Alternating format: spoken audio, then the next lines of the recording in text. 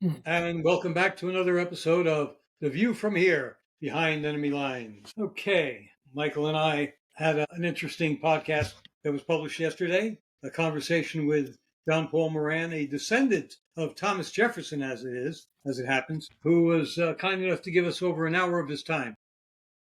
Yeah, And I think it's a very interesting episode, and I urge everyone to go look it up. he's doing some really good work. Yeah, He is trying to create a non-biased format for people to review their political and I guess, the their political. political, Yeah, their voting versus their real views. right.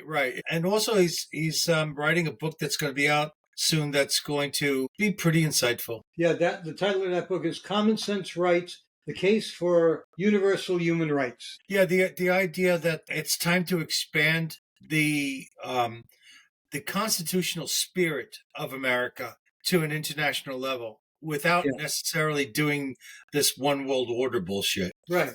I mean, already, as I've said before, farmers in throughout the Netherlands, France, where else? I forget where else. But Have Denmark, been Denmark have been protesting against stupid government policies that are causing them to destroy their crops and their livestock and all that. right? And Let's not forget. nobody here in the United States hears about it because the media is in cahoots with the globalists who want to destroy our food supplies. Oh, did you see? Did we talk about this a while ago? The Japanese scientists discovered that the crap in their sewers had a lot of bacteria that contained a lot of protein. So they went in there, took out a lot of the shit, and they extracted the protein from this crap, mixed it in with a few other things, and they have been making fake meat. So you want to trust people like Bill Gates and eat his fake meat? You're probably eating somebody's shit, worse than we thought it was. Well, here's the thing, and this is a general thing that I follow regularly, and that is that if you want to know if something's good for you, ask yourself, how have the generations responded to it? You just don't come up with something and say, here, eat this. I mean, it takes generations to determine whether or not something is wholesome for you. So, get involved with what works, what has a proven record, and there's no ideas out there, and they're constantly. Well, our government developed the food pyramid years ago, which these days has turned on its head, literally, because they gave us the wrong information back then.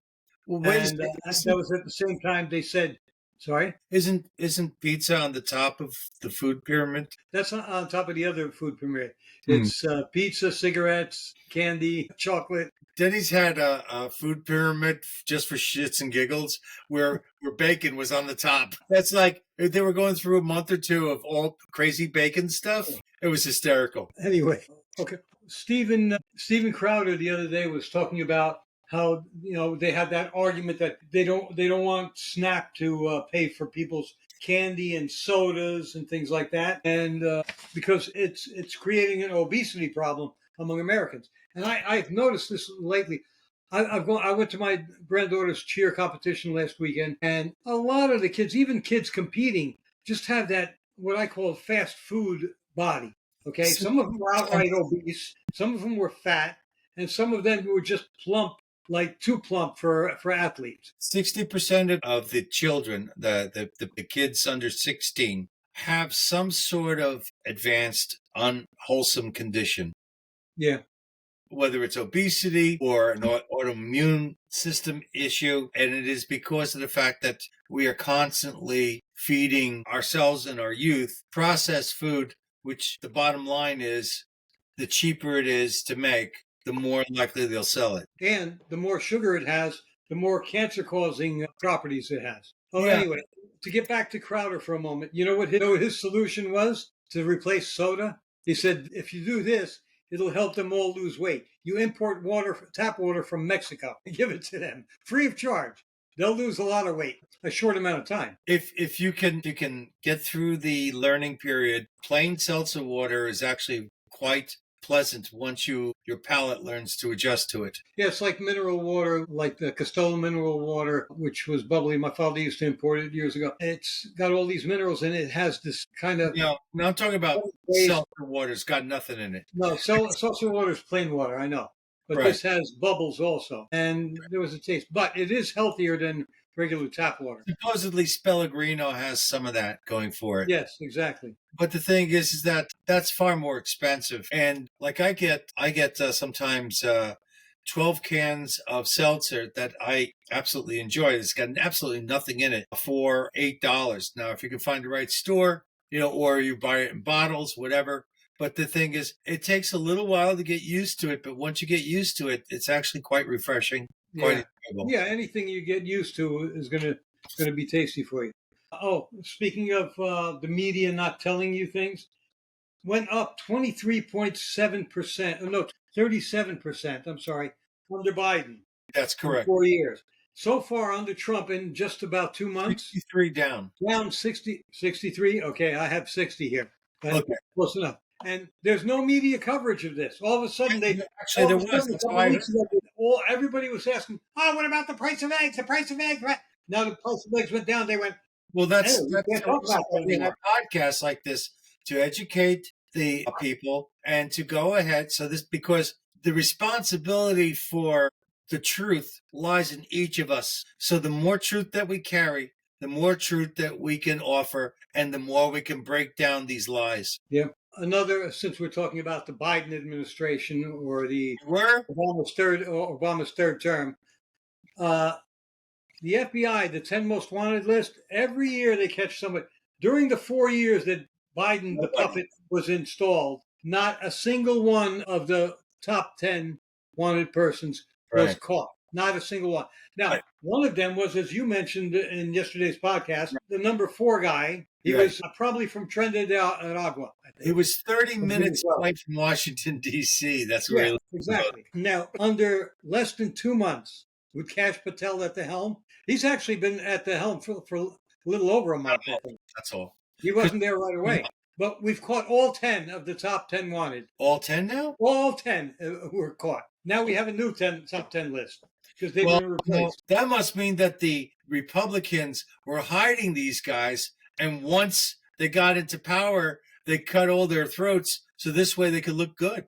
That's what it must mean. But they were caught, not killed. That would have been good too. Either way, they've earned it. Another thing going on, the Southern New York field office of the FBI, they have, I heard a few days ago, 1,000 agents working all day long and sometimes into the night, redacting the Epstein files for release. My question is, why are they redacting these files? Why don't they just release whatever's there? Good, bad, ugly, whatever. Who are they trying to protect? This is bullshit. Trying to protect the guilty. Why bother releasing it if you're not going to tell us who's on the list? Or are they going to be selective? Because the uninformed will think that you have done the right thing. Yeah.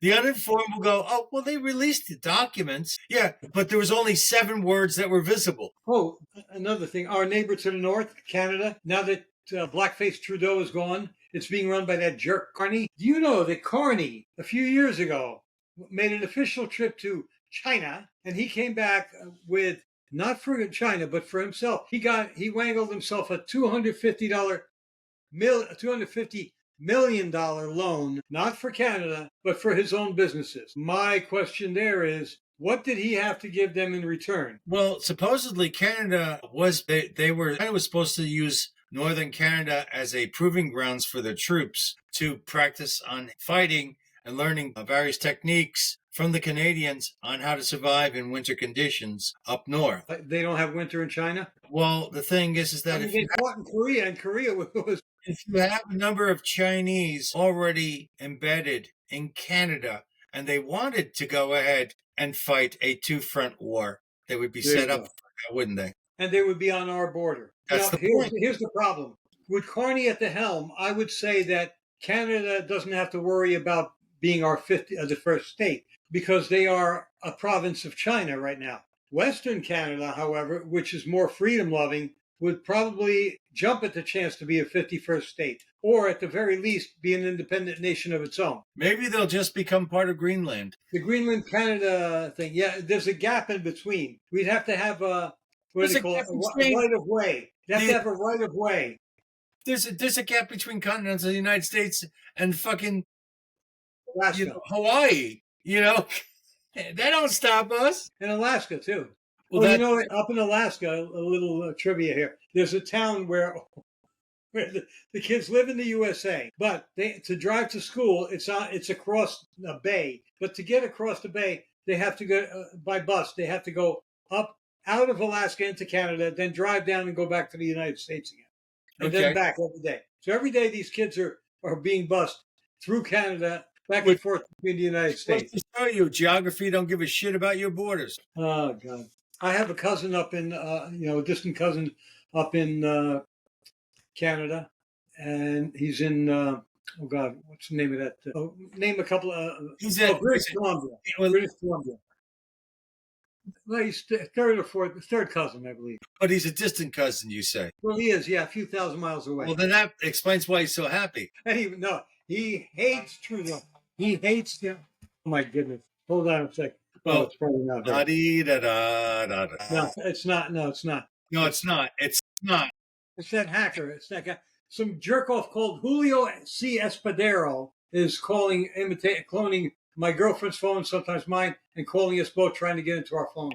That's He's a racist. piece of shit. He's a coward. If I ever saw him, I'd rip his fucking head off with my bare hands. But he's too cowardly to confront me. I'm an old man, jerk off. Come on. He's not watching this. He's too stupid to watch this show. Yeah, so there you go. And let's see. I started making these QR codes so this way I would have access to people. You know, I could give access to people to some of the sites that I'm working on. And this stupid company, which is called QR, let's see, what is it? QR.io. Okay. QR. I was in you all then. Now, here's the thing. I was unaware that at some point they wanted me to spend some money for these QRs. If that information was available, I didn't see it. But the point is, when I made QRs for this podcast, that's when we discovered that they shut it down. So let's explain to the audience. Mike has made up some business cards rather, and I gave him a list of all the sites that I post the podcast to, and he was putting a QR code in so that people would have direct access through their phones to the Rumble posting. right. And I'll go on. Well, so the thing is that there are sites out there that will do it for free.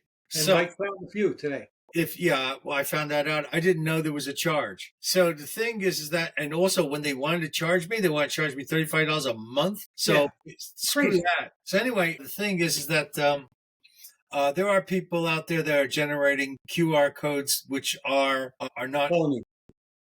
I found out that some of these QR codes have a limited number of scans that you can put on it. Then after that, they bang you for money. So the thing is that if you're going to use QR codes or things like that, and you're like me, you're savvy enough to make them, but you're not savvy enough you don't have a lot of experience with these companies. Just don't go to QIO because they will charge you. And there's probably a lot of other people doing exactly the same thing.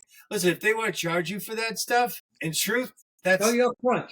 that's their business. But the point is that I didn't know that was happening, and I made some odds and ends using their QR, and now that stuff is, for the most part, useless. I'm going to have to replace it all. It's a little bit of work, but that's the way it goes. So watch out for these people that just let you do stuff. See, now, if they had gone ahead and said, oh, by the way, if you want these QRs, you do understand that you're going to have to, pay us something. See, the thing is, by sucking me in like that, I end up getting committed.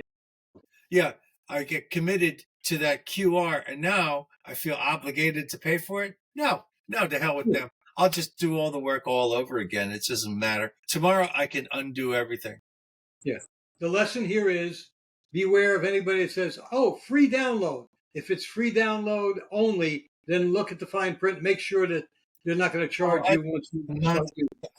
I don't know if it said free download. I just typed in QR and that popped up, and I said one's as good as the other, and I went to it. I did not research it. So it is partially my fault. The ones at the top are generally the ones who pay to be on top too. You got to be careful. Yes. Maybe even said sponsored. If it says sponsored, they're definitely paying, and you're going to pay. there's go on YouTube and check out some videos of free QR generators, and they'll tell you all about it. That's our public service for today. All right. One more thing we should get onto before we go. I You just know that there realized were you and I two. are opposite. Yeah, because I got into the studio before you today. No. That is a remarkable event for you because usually I'm here sitting waiting for you. But Yes, the that's point is, why no, you're usually you and on I the are right side opposite. as I look at it, and I'm Look on the at the right side. images. Look What? at the images. We're reversed. No, Yeah, this is my right hand. See? no, However, no, that's not it. what? I'm in a totally black background and you're in a bright background. Okay. Yeah. Yin yang, Sure. baby. Yin yang.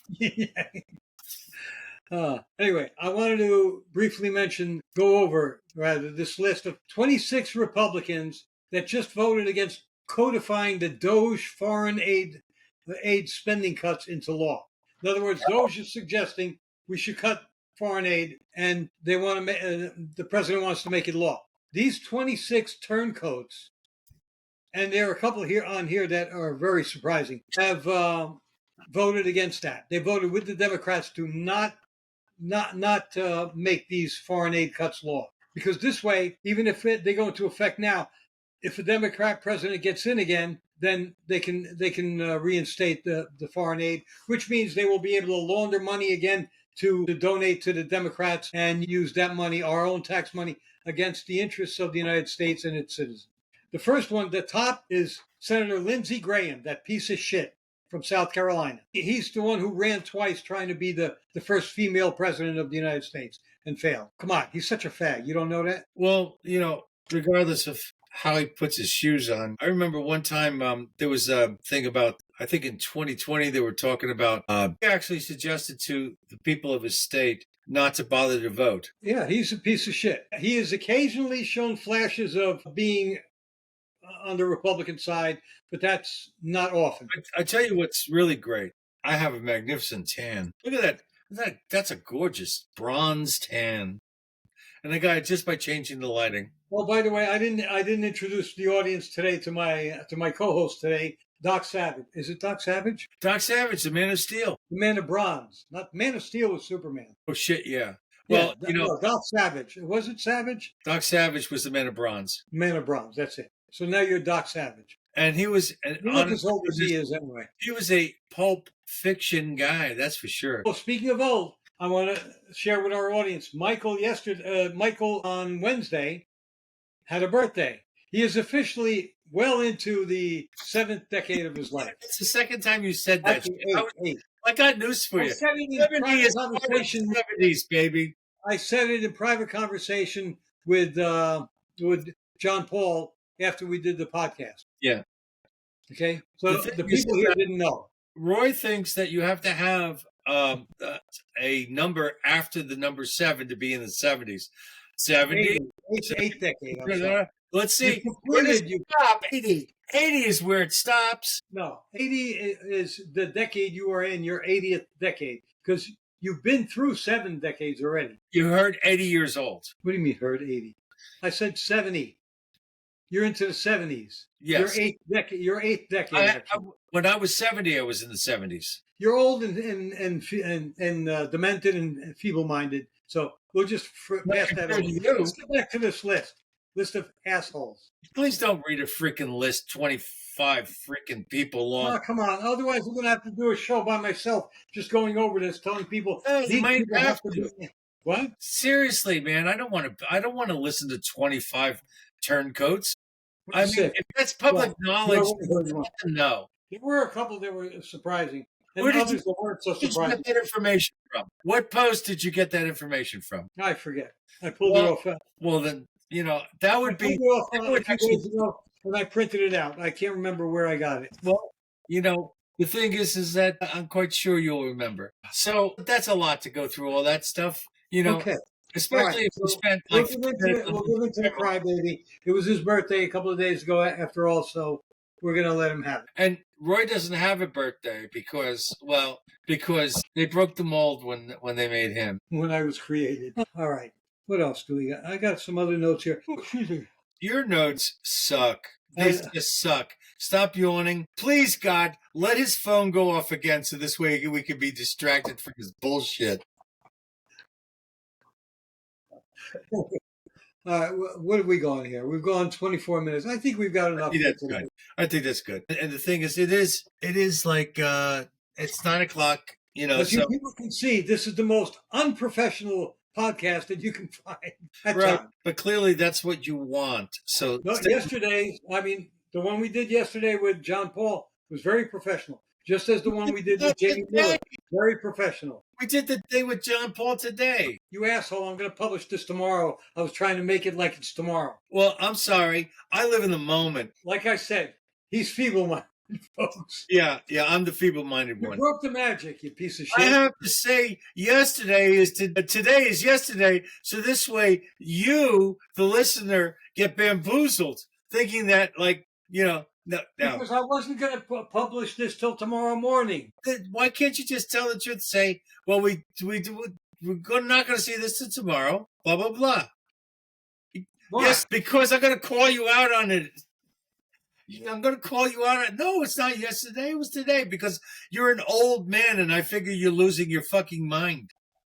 It's like, and I don't mind you losing You your mind. remind me that time years ago when we were in our teens. My friend Joe Vidal and I were up on the roof of my father's building, and it was mischief night. So we're throwing eggs at cars going by, right? We were like 15, 16. And all of a sudden, one car gets hit and the guy stops and he looks out.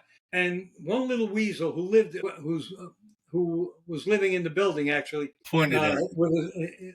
His mother rented an apartment. It was her and him and his brother.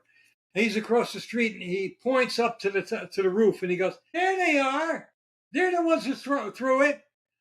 We're like, "Oh shit!" So we ran off the roof, ran downstairs into a vacant an office that was at the time vacant. All right, the dentist had left, and it later became my father's office. But at that point, it was vacant. I had the key. We got in there, then we ducked because there were no drapes on the windows or anything, so we had to crawl on the floor, not to be seen from the outside. Yeah, when we were kids, we thought it was fun to throw snowballs at buses. Oh yeah, But I don't think they do that anymore. And no, they they throw lead now. That's a fucked up thing to do now that I think about it.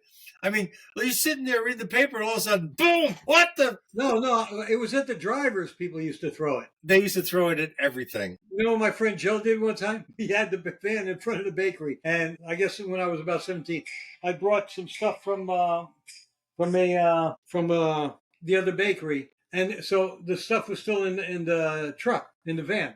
And the bus was stopped there. The door was open. So Joe waits and he moves over and he throws a Danish or something at the driver. And then, meanwhile, I took off because we both had thrown stuff at first. But Joe stayed behind. I'm running down the block, right? And I see the bus driver is looking up. All of a sudden, he comes flying out of the bus. And Joe, who was crouching behind the van, jumps up like in a cartoon and then takes off running, right? So we ran around the corner. Hold on a second. I got to pause this for a moment. Oh, yeah.